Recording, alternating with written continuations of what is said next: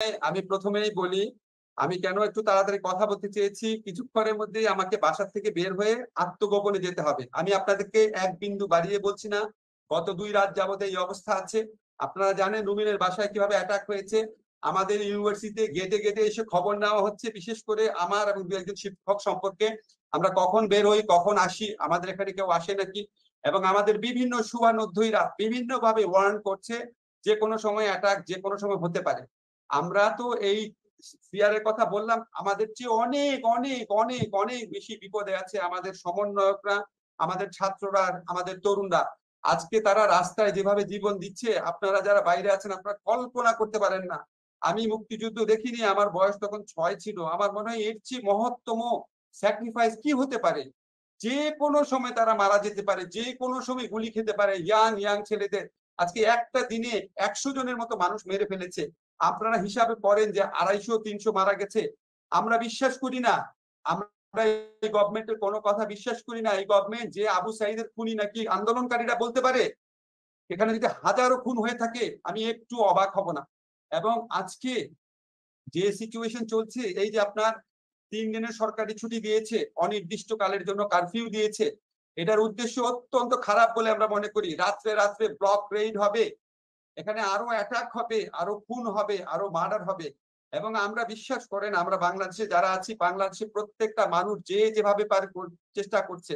আমাকে কত ভাবে বলা হয়েছে আমি যেন একটা সেকেন্ড বাসায় না থাকি, কিন্তু আমার বিবৃতি তৈরির কাজে, অনেক ধরনের কাজে আমার থাকতে হয়, রিস্ক নিয়ে থাকি। কলাপসেবল গেটের মধ্যে তালা দিয়ে আমার পরিবার ঘুমায়। এবং এটা মানে এটা একটা যুদ্ধ অবস্থার মধ্যে পৌঁছেছি। আমি বিশ্বাস করতে পারি না যে একটা সরকার একটা দেশের তরুণ সম্প্রদায়ের বিরুদ্ধে যুদ্ধ ঘোষণা করেছে, রীতিমতো যুদ্ধ ঘোষণা করেছে। এবং এখানে সবচেয়ে দুঃখজনক ব্যাপার, এখন একটু সেন্সেবল কথা বলি, আমরা অতীতে অনেক আন্দোলন দেখেছি। আন্দোলন এর চেয়ে অনেক কম উত্তপ্ত আন্দোলনের মধ্যে দিয়ে এরশাদের মতো স্বৈরাচারী শাসকও ক্ষমতায় থেকেছে। কিন্তু এই গভর্নমেন্টের অ্যাটিটিউড দেখে মনে হয় তারা যদি প্রয়োজনে 1 লক্ষ খুন করতে হয় তাদের কোনো সমস্যা নাই, তাদের কোনো সমস্যা নাই। তাদের বিশেষ করে আমাদের সরকার প্রধানের অ্যাটিটিউড দেখে এটাই মনে হয়। এবং আমার মনে হয় এখানে অনেকগুলা গেম চেঞ্জার আছে। শুধুমাত্র আমাদের এই রাস্তাঘাটের আন্দোলন করে এটা হবে না। রাস্তাঘাটের আন্দোলন করে আপনারা বলেন শ্রীলঙ্কাটার সিচুয়েশন, শ্রীলঙ্কা 10টা লোক মারা গেছে, আমাদের এখানে হাজারের মতো লোক মারা গেছে, কত লোক মারা যাবে। আমাদের অন্যান্য গেম চেঞ্জার যে ফ্যাক্টর গুলো আছে সেগুলির দিকে দৃষ্টি রাখতে হবে। আমরা আমাদের তরুণদের আর কত মৃত্যু দেখব, আর কত দেখব।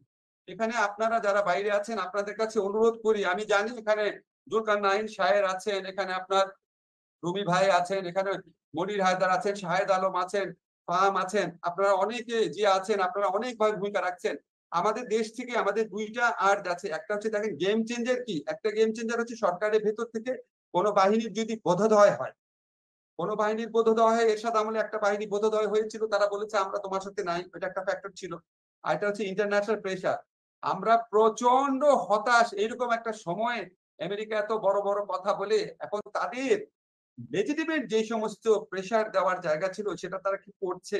এখন আপনাদের কাছে আমাদের অনুরোধ, একটা জিনিস তো আপনারা করতে পারেন, যে হিউম্যান রাইটস কাউন্সিল আছে, হিউম্যান রাইটস কাউন্সিলের কাছে যতটা পারা যায় যত দ্রুত সম্ভব জিনিসগুলো তুলে ধরে ইনভেস্টিগেশনের ব্যবস্থা করা, ইউনাইটেড নেশনস সামনে বিক্ষোভ করা, এবং আমেরিকাকে এই এই চাপগুলা দেওয়া যে আমাদের দেশের মানুষকে যারা মেরে ফেলছে, আমাদের দেশের বিরুদ্ধে যারা গণহত্যা করছে, ক্রাইম এগেইনস্ট হিউম্যানিটি করছে, তাদের যদি কোন রকম অ্যাকাউন্টেবিলিটির ফিয়ার না থাকে, অ্যাকাউন্টেবিলিটি তাদেরকে শাস্তির বিভিন্ন রকম শাস্তির তো অনেক স্কোপ আছে। এখানে খোলামেলা বলতে চাই না, এখানেও সরকার লোক থাকতে পারে। বাট আপনারা সবাই জানেন, আপনারা সবাই অত্যন্ত জ্ঞানী মানুষ, তাদেরকে তো প্রেশারাইজ করার, যে কোনো দেশের যে কোনো বাহিনীকে সরকারকে প্রেশারাইজ করার তো ইন্টারন্যাশনাল মেকানিজম গুলো আছে। এত বড় বড় গণহত্যার পরে সেই মেকানিজম কোথায়, সেই মেকানিজম কোথায়? আজকে আমরা জানি না আজকে কি হবে, কখন কি হবে। আজকে আমাদের বাসার মধ্যে জানেন, আমি আমি আপনাকে বুঝায় বলি, আমাদের বাসায় যে সমস্ত কাজ করে বা হেল্পিং হ্যান্ড যেসব মহিলারা আছে, তারা পর্যন্ত রাস্তায় চলে যেতে চাচ্ছে। কিন্তু আমার গভর্নমেন্টের মুড দেখে মনে হয় যে কত খুন করতে হবে করবে, কারণ তাদের তো অনেক বড় পাপের বোঝা, starting from the BDR killing, অনেক বড় পাপের বোঝা তাদের কাছে ব্যাপারটা হয়ে গেছে। আমি ক্ষমতা ছাড়লেও মরবো, ক্ষমতায় থাকলে বরং দেখি না মরে কতক্ষণ থাকা যায়, যেভাবে হোক তারা থাকার চেষ্টা করবে। এখন অন্যান্য যে ফ্যাক্টর গুলো আছে, ইন্টারন্যাশনাল প্রেশার আছে, এই বিভিন্ন আপনার সরকারের যারা বিভিন্ন অঙ্গ আছে তাদের মধ্যে সেন্স যদি প্রিভেইল না করে, এগুলি আমাদের জন্য খুবই খুবই একটা দুঃখজনক ব্যাপার হয়ে দাঁড়াবে। আর আপনারা সবাই জানেন যে গভর্নমেন্টের একটা মূল মেশিনারিজ হচ্ছে ছাত্রলীগ, যুবলীগ, পুলিশ।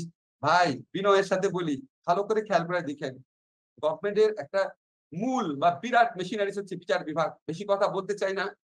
কি যে অবস্থা এখানে, 15টা বছরে কি কি হয়েছে একটুখানি অ্যানালাইসিস করে দেখেন। আমরা শেষ রিসোর্ট হিসাবে যেখানে যাব, আজকে দেখেন গুলি বন্ধের জন্য নির্দেশনা দিয়েছে, সেখানে একজন বিচারকের কনফার্মেশন আটকে রাখার পর কি রায়টা হয়েছে। আজকে দেখেন, আমি আর বিস্তারিতটা বলতে চাই না। সবচেয়ে বেশি আপনাদেরকে বলি, এই দেশে থেকে সবচেয়ে বেশি সরকারের প্রধানমন্ত্রী সমালোচনা করতে যতটা ভয় পাই, আর্মির সমালোচনা করতে ভয় পাই, বিচার বিভাগের সমালোচনা করতে তার চেয়েও বেশি ভয় পাই। আপনারা মাহমুদুর রহমান ভাইয়ের পরিণতি দেখেছেন। কিচ্ছু বলার থাকে না, ইন্টারন্যাশনাল কমিউনিটিকে বুঝায় দেয় যে বিচার বিভাগ করেছে। ইন্টারন্যাশনাল কমিউনিটি কি শিশু বাচ্চা? আশ্চর্য ঘটনা। এগুলি আমি কতদিন যাবত ফিল করি যে একটার পর একটা কেস দেখিয়ে দেখা যায়, স্টার্টিং ফ্রম খালেদা জিয়ার বিচার, ডক্টর ইউনূসের বিচার, এই বিডিআর কিলিং এর বিচার, তারপরে এই যে বেনজিরদের দায় মুক্তি, তারা এয়ারপোর্ট থেকে চলে যায় কোটি কোটি টাকা নিয়ে। এগুলি ভাই আমাদের এখান থেকে যতটুকু বলার আমরা বলছি। আপনারা আমাদের উৎসাহ দিচ্ছেন, আমাদেরকে অনেক সাহায্য করছেন, অনেক কিছু করছেন। আমাদের তো কিছু না, ধরেন পালায় হয়তো বেঁচে যাব, কিন্তু আমাদের বাচ্চাগুলা, এই যে রাত্রবেলা কার্ফিউ শুরু হয়েছে, ব্লক রে শুরু হবে, কি যে অবর্ণনীয় অবস্থা, কি যে অবর্ণনীয় অবস্থা। আমাদের যেভাবে পারেন সেভ করেন, আমরা একটা ধ্বংসের দ্বার প্রান্তে উপস্থিত হয়েছি। ধন্যবাদ।